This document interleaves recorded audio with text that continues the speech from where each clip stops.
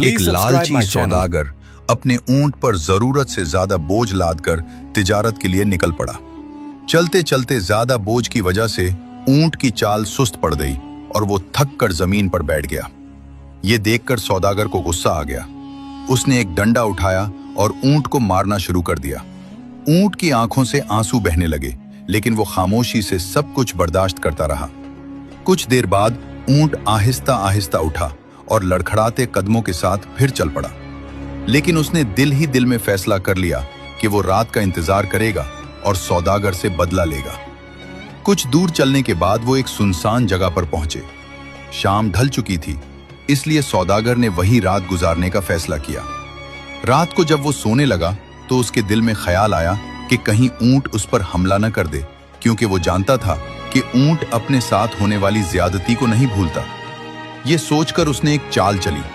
उसने अपने बिस्तर में पत्थर और झाड़ियां भर दी और ऊपर से कंबल ओढ़ लिया ताकि देखने वाले को लगे कि वो वहीं सो रहा है। फिर वो खुद थोड़ी दूर एक छोटे दरख्त पर चढ़कर चुपचाप बैठ गया। जब आधी रात हुई तो ऊंट आहिस्ता से उठा और सौदागर के बिस्तर के पास आया। अंधेरे में उसे यही लगा कि सौदागर वहीं सो रहा है।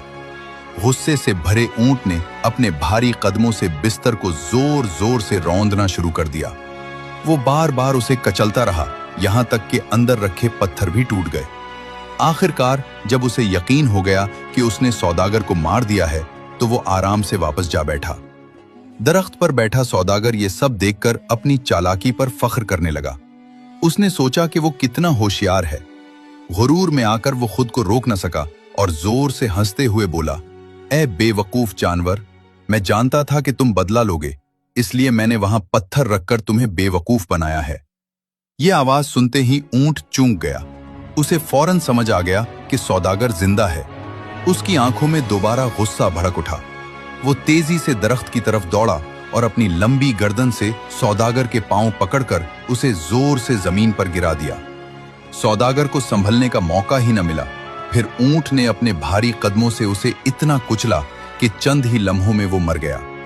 जुल्म और गुरूर हमेशा इंसान को तबाही की तरफ ले जाते हैं, इसलिए दिल बड़ा रखो और दूसरों को माफ करना सीखो। फॉलो और रीपोस्ट।